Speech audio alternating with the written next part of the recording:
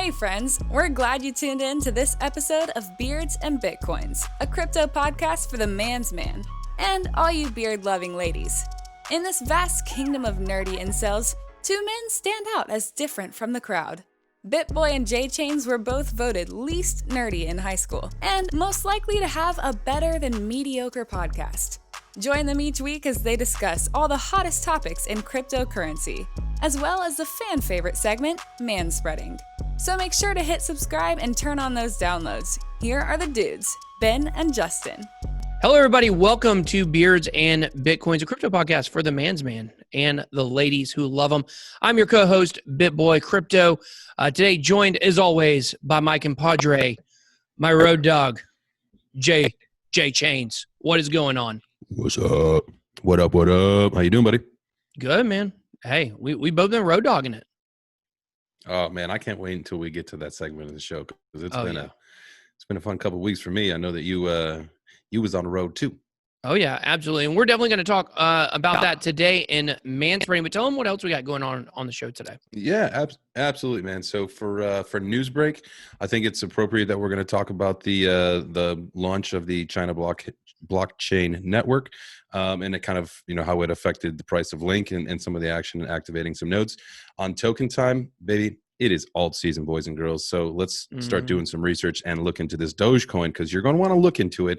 Don't just buy it. Make sure you do your research. And on Manspreading, like BitBoy said, we are going to be talking about our recent vacations, because it was 4th of July weekend. And what do you do in America? You go on vacation. That's it. Absolutely. Or at least you celebrate, whatever.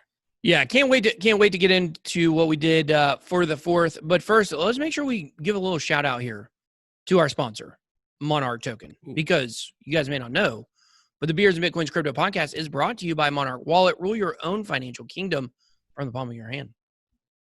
That is right, Ben. The team at Monarch is working hard to bring you the one app to access all of the best crypto services. And these guys believe in delivering tech, not hype. That's right. With the universal, decentralized Monarch Wallet, you can buy, store, spend, and earn crypto. With Monarch Pay, you can set up and accept recurring crypto payments. That's very nice. So if you need more information or you want to check it out a little bit more and get involved, go to monarchwallet.com, or you can check out monarchtoken.io today. Yeah, absolutely. Well, let's go ahead and kick it off with Newsbreak. Newsbreak. All right, guys. So today we got a very interesting story coming to you guys about Link, the blockchain service network, and why it could be sending Link even more to the moon than it already is. Now, also, guys, I do want to tell you that this segment, Newsbreak, is brought to you by Best Change. We'll be telling you guys about our sponsor of Newsbreak at the end of this segment. But Jay, tell us a little bit about what's going on. Yeah, absolutely. So I'm sure, if you're not familiar with the blockchain network in China, we'll get into that a little bit. But one of the things I want to talk about, and we know that there's a lot of linksters around, the stinky linkies, link marines. The really big thing that happened with China launching the blockchain network is that it activated 135 nodes that are integrated with Chainlink's price oracles. I know that you know a lot about the BSN and why this is all important, and I think that we should get into it. But I just want to, as kind of we get into this industry and things start changing, and we all know that Link is pretty much the bridge from the real world to the crypto world, right? So to see things start to get activated, I know it gets a lot of people excited, but we're not here to talk about Link. We're here to talk about the blockchain network. Yeah, so the blockchain service network, also known as the BSN, and this is where we get a little tricky waters with being an American in cryptocurrency, because what the BSN is, it is a consortium of Chinese businesses that are trying to, make blockchain more popular in China. So you have a lot of very important apps and businesses in China that, are focused on pushing for that blockchain adoption. But as an American, it's kind of weird because, I'm invested in, these Chinese projects, and, if China's really moving forward with this blockchain services network, is that really good for, our economy in the United States? And it kind of puts us in a weird spot of wanting China to win, because you want your bags to pump, you want to make money, you want your investments to do well. I know a lot of these Chinese people that are involved with, specifically IOST, who's very heavily involved in the BSN. So like I know these people. It's not like we're talking about faceless, like military soldiers or something in China. I mean, these are people that, I have some relationships with. But the BSN is a very big, powerful thing in China right now. It's going to only continue to get bigger. So do you think, so let me ask you a question then. Do you think if this is a success and you see it kind of really scale up, that would hurt the U.S. economy? Well, I think we're basically in a new space race. Funny enough, I actually am in a documentary this weekend or in a couple of weeks maybe talking about this. I mean, I feel like blockchain is the space race between the United States and China right now, and when our economies are getting so close to one another, it's kind of like, one of these two countries, one of these two superpowers is going to prevail as the company that gets, or the country that gets the most benefit from blockchain. And right now it looks like it's going to be China, because we're getting held up by regulation and they're working with the BSN to kind of push that forward. But yeah, if China whoops us in blockchain and cryptocurrency blows up like we all think it's going to, that puts our country in a pretty interesting spot where they'll definitely be able to catch our economy. Absolutely. I mean, you got to even think about, taxation and stuff too. I mean, I think with the regulation and taxation and how they're trying to do that here, capital is just going to leave. I mean, Absolutely. United States investors, it's just no one's going to play that game. We know plenty of people that just don't really want to be interested in all these crazy tax issues for whatever. I mean, it's just annoying. And we all know that it's a frustration for all of us. And, man, this in my opinion, man, like this is not something that should be taxable, right? Like this was created to be, free of the government. Yeah. Well, that's what it started out as, but that's not what it is now. That's not where we're at. I know that in order to get mass adoption, you got to take the trade-off. You got to take the trade-off. You got to say like, okay, well, if we were to go back to the stage where Bitcoin was just, like a libertarian way of, not paying taxes and being able to make stands and things like that, well, then the market cap wouldn't be billions of dollars. It would make it worth more money and give us an opportunity to make money. So you got to take the trade-off. Like if people want to go back to the pure decentralized, like the ideals of cryptocurrency, then, I mean, that's cool, but you got to use it like money, not like you're going to, make wealth off of it like we look at it now. That's a good point. I mean, there are so many arguments for every different side and what's idealistic and what's practical. You're right. It requires some trade-offs, and I just don't want the tax man coming after anybody. I like to live in reality. That's where I like to live. People may not be able to tell it by my thumbnails. Okay.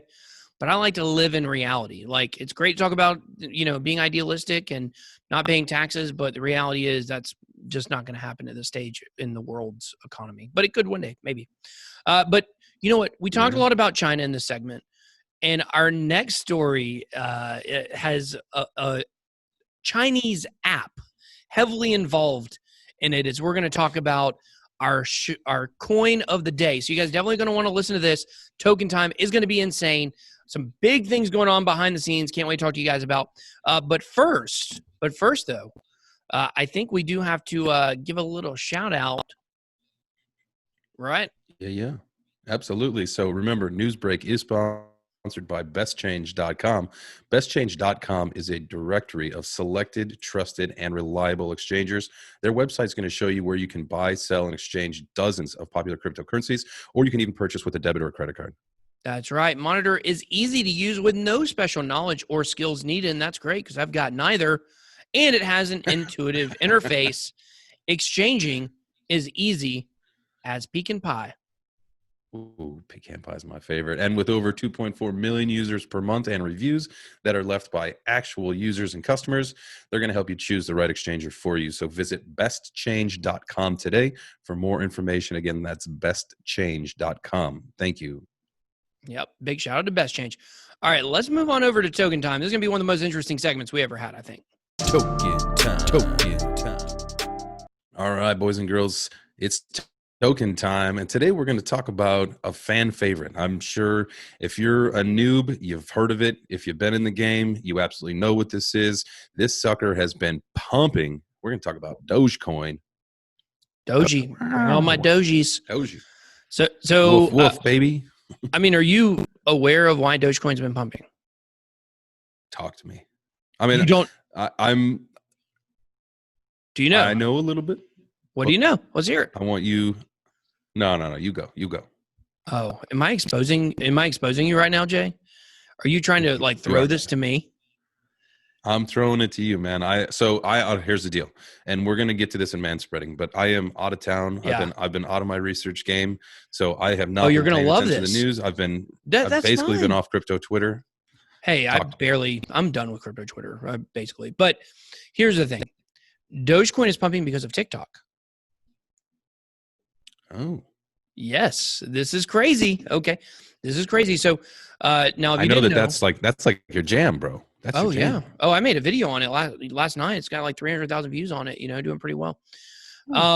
Yeah, you guys aren't on TikTok, or if you're on TikTok, follow me, Fact CEO. But TikTok is like facing some really tough scrutiny from the government right now. It may end up getting banned. I don't think it's going to happen, but so what happened is that basically there was a guy on TikTok, this random guy, and he posted a video explaining to people that, hey, if we all want to get rich, I found this thing called DogeCoin, and it's super cheap. It's like less than a penny, and if we get it to $1, we'll all be rich. And all these kids on TikTok are going on to Binance US, and they're buying $25 worth of Dogecoin. Since they started doing this, the price has basically doubled. And that just shows you that there's basically, nobody in crypto, And so, yeah, it's just straight TikTok, Dogecoin, pump and dump. So I made a video about it last night and tried to show people like, these are actually good coins you want to invest in: Chainlink, Ethereum, CRO, all the projects we like. And listen, I've not seen anything like this since 2017. First of all, people are correcting me. They're saying, in the comments, they're saying, it's not pronounced Dogecoin, it's pronounced DoggyCoin. Jesus. Come on. That's the cryptocurrency IQ level of the people who are pumping this coin. They don't even know how to say it. Like, is that not the most 2017 thing you've ever seen? Yeah. Oh man. You know what? So I did see a little something today, and it brings up a really good point that there are going to be so many people that are going to get toasted on this. And like you said, even if it's only $25, they're going to get toasted on their $25, and it's going to put a bad taste in their mouth about crypto. No. See, no. I totally disagree with that. I understand why you would think that. When it dumps, you don't think it will? No. Because they've got that taste. They got that taste. Oh yeah, the drug. Mainlining them altcoins. They got the taste now. It's alt season, so they're gonna see a couple double digit, and then boom. Yeah. Hey, Dogecoin isn't gonna go to $100 or $1, whatever they're trying to get to. It's not gonna get there, or $1. It's not gonna get there. However, Dogecoin's going to pump. It's going to do well, just like all the other altcoins. And this really is coming at the best possible time because we're actually kind of on the precipice of Bitcoin rising, altcoins pumping. So it may actually work out okay for them. And I think it's going to get a lot of people super interested in cryptocurrency. Right. There's some correlation with the price of Dogecoin and when it pops versus what Bitcoin does, right? I mean, historically, it's done it a couple times, like once or twice. Yeah, so I just made a video about this on the channel yesterday. It's not published yet at the time of this recording, but I did make a video about this. When I said yesterday, it's actually today. I just recorded it a couple hours ago. By the time you guys are listening to this, it'll already be out on the channel. And it basically revolves around order books and the fact that since Dogecoin is only a few Satoshis, okay, that it only takes a very small move to set off an entire wave of buy and sell orders. Like a 2.5% move can set off over 100 Bitcoin of orders on Binance alone just for Dogecoin. So people use Dogecoin as a good way to like get liquidity if they want to jump out of Bitcoin. They can do it, they can set limit orders, and it just takes one Satoshi for them to be able to get, get their bag sold or whatever they're trying to do. So there is a correlation. Bitcoin or Dogecoin does pump usually before, Bitcoin does. So how much does the TikTok thing have to do with it? I think quite a bit. But also, I think it's kind of perfect timing because I think Bitcoin's getting ready to move, and I think we're seeing movement with Doge from that also. Yeah, it started off as a meme coin, and to me, it was a joke thing, right? But it really got popular. Still is a meme coin. Yeah, I think I have 100 of them. Yeah, so somebody on TikTok commented, and they said, yeah, this is exactly why cryptocurrency is so dumb, because a meme coin can blah blah blah. I said the U.S. dollar is the biggest meme coin on the planet. It is. Boom. You know, got them. It is. They can just go print more. At least with DogeCoin, you can't just go print an unlimited supply. That's true. That's the beauty about finite supply, man. Can't inflate it. Can't screw the people. Damn the man. So very, very, very interesting stuff going on with DogeCoin right now. And we will let you guys know. We also today's episode, we're talking about DogeCoin, we're talking about the news. Pretty quick episode today. We're gonna be talking about Manspreading in a second, but I do want everybody to know that we actually have some huge interviews coming up in the next few weeks. We've got John McAfee and Charlie Shrem on, so you guys can look forward to a full episode next week with one of those interviews. Probably John McAfee will do first, and then Charlie Shrem the next week. So you guys definitely stay tuned for that. And I'll be out of my nerd specs by then too. What a freaking nerd, dude! And my kids say nerd alert now all the time. They call it nerd science. They don't like Donatello the Ninja Turtle. They're like, we don't like Donnie because he's into nerd science. Oh my gosh, you've been listening to my podcast too much. Love it. Yeah. So, all right, guys. Well, let's don't forget to check out beardsandbitcoins.com. By the way, guys, you can get your 21 best Bitcoin practice guide. And if you want to talk about your token on our show, head on over to our Telegram group, t.me/beardsandbitcoins, and let us know that way. So let's go ahead and do what we like to do. The favorite part of the show. Let's be dudes. Let's manspread. Mm-hmm. Manspreading. All right, today for Manspreading.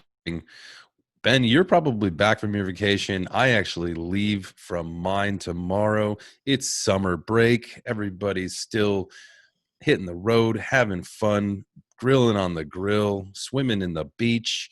But you were in a different place. Love you, and I talked offline the other day. Dude, I want everyone to know how much of a good time you had, where you went. Let's hear all about it. Yeah, so I wanted to take my kids to out west to check out some stuff out there. And we went to Mount Rushmore. We were not at the Donald Trump rally. That was the night before we were there. Just if anybody, wonders. But I did see the fireworks from afar because we got there that night. But we went out to Denver. We flew to Denver. We rented a car.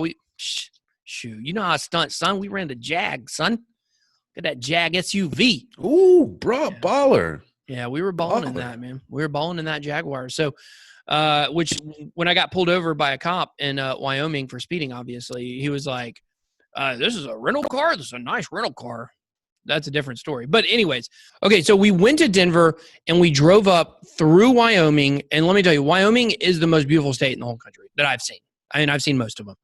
To me, gorgeous. It was just absolutely phenomenal. Like, there's so many different changes in geography there. We drove up to Devil's Tower, which is way north Wyoming, which was really cool.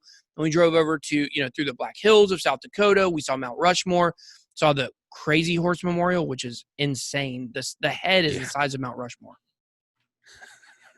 And it's a beautiful thing. It's been built. It's still getting built. It's only about 10% done. They've been working on it 70 years. It's insane, right? Crazy. So we did that, and then we drove over to the Badlands, which was really cool, and then we drove down through Nebraska. We saw a bunch of stuff there. And let me tell you, it just, I don't know. Like, do you think city living is for men? No, man. No. That's for metro men. That's for metrosexuals. Okay? Yeah, man. I'm not a metrosexual. No, you want to be a man, and you want to chop wood and roam the pasture, climb a mountain, chop a tree down. Be able to just be driving and see buffalo? Dude, you know how cool it is to drive and see a buffalo? It's awesome. Freaking sweet. I mean, we saw hundreds of them. It was unbelievable. Just on the side of the road. Like, I've never been out west like that. I've been to California and Las Vegas, but yeah, absolutely insane out there. And it made me want to get a bunch of land and maybe live off the grid. Here we go. Can I do that with Bitcoin? I think that Bitcoin would give you the freedom to do that. I think so. I would love I'm thinking about the same thing. I live in a neighborhood. Same thing. On this vacation, we were out in the woods for a while, and where I'm staying, I'm surrounded by trees and space and no neighbors and yada yada yada. And there's something to be said about waking up in the mountains. The air is different. You just feel good. Yeah. And it made me decide, like, we're getting ready to move or build a house or buy a house. I think we're going to I'm trying to get at least 5 acres. After going out there, I was like, you know what? I don't want to be near. I love that, being away from people and just having some property, build me a house. I'll be back in the back 40, baby. Shooting the guns back and 40. Absolutely. The back 40. So it was definitely a pretty cool, trip. Really enjoyed it. Can't wait to go back out west again. We want to go over towards like Yellowstone and stuff like that, but it's good to get in touch with, my home on the range side. Yeah. Yeah. There's nothing better, man. I used to live in Estes Park, Colorado, and that is just a beautiful place. And, when they, oh my God, they're not deer. What are they? Elk. When the elk come down for the rut, dude, it is so cool, man. And I'm going to tell you right now, I'm going elk hunting this year. I have decided for sure. Let's go. You coming? Let's go. I'll go with you. Ooh, I like it. Let's do it. That'll be a good episode. We'll do it from the tree stand. We might not get any elk that day, but we'll have a good episode. We'll just have to do it after we get him.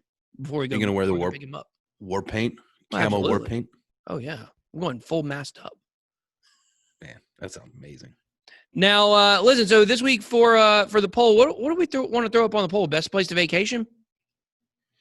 Yeah, how about that? How about the best place to vacation, whether it's the mountains, the city, the ocean, or what else is there? Staycation. Oh. Some people like a staycation. Some people like a staycation. Some people don't like to leave home, and they just don't want to have to do anything. That's right. I think Al Bundy invented the staycation on a Married with Children episode. Do you remember that show? He was awesome. That was the best show. I mean, that show, the rewatch value on it is very high still. Absolutely. And I didn't see. I didn't probably understand it enough as a child, but I still laughed. Not at all. No. But now that you're grown and you got a dog, so Married with Children with a dog, with my little Fia over there, Married with Children. Yeah. It gives you a different perspective. When you're an adult watching the show. Sometimes it'll come on, syndicated TV or whatever. But yeah, let's put that up on the poll, guys. And next week we got big interviews. We got big interviews coming up for weeks in a row. So you guys definitely make sure you come back next week. Check out the episode. We got our 100th episode coming up pretty soon. I think this is 98. Wow. Yeah, we're getting up there. So I like that. Once we hit the 100 mark, that's when we know we did it. We made it. That's it. We can end the podcast. Oh man. No. We're just getting started. So, all right, guys, that's all we got for today. We will talk to you guys next week. See you. Thank you for listening to the Beards and Bitcoins Crypto Podcast. If you enjoyed this episode, please make sure you are subscribed on your favorite podcast platform. And help us spread the word by sharing your favorite Beards and Bitcoins podcast episodes on your social media. Also, make sure to follow us on Twitter @BeardsBitcoins to participate in the weekly poll, chat, and share fire memes. Oh, and don't forget to visit our website, beardsandbitcoins.com, for more episodes, information, and merch today. See you next time!